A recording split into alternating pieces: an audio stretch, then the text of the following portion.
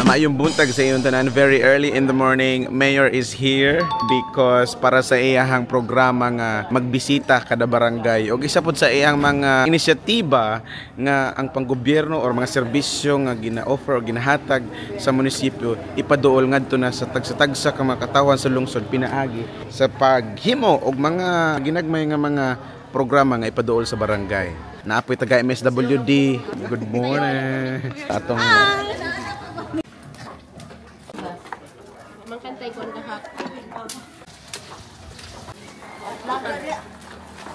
Black box.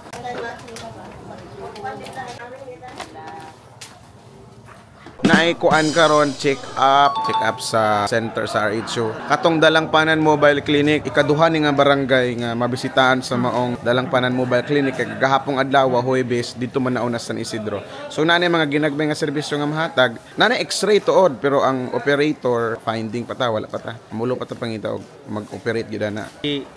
Barangay. Bisita barangay. Bisita barangay. Magsugod na ang atong una nga aktibidades karong adlaw ang coastal clean up. Karong una nga atong buhaton mag-snack sa ta para bangil-bangil sa atong tiyan.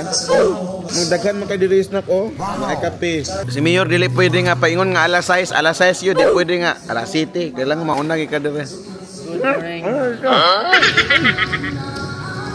Ya atay man yun. Ay, kagahi. Abri sa tadi kasikat sa naminaw karon dili ni siya pampolitika no, it's just a public service. Walaon sa nato ang mga igsoon nga naminaw karon, walaon sa nato ang politika ha, public service lang ta. Sige, salamat kayo po. Love, walay hate. No hate comments ha. Si Mayor to ana sa baybay so atong sundan kay basig last na ni nato nga adlaw. Unahan man ni Mayor. Ayoy huwati mi ba? Kaw gyud una. Yor, saban magkatdan ni mo ko ta dugga. Yor binuang rabi ato yor.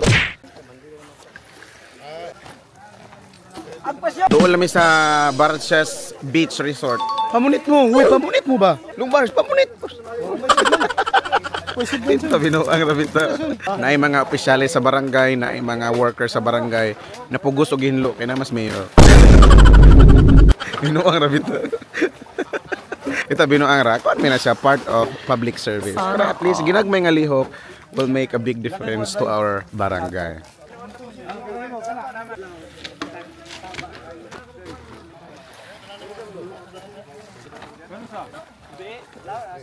So naanami karon sa Kabaybayon dapit sa Barcias Beach Resort.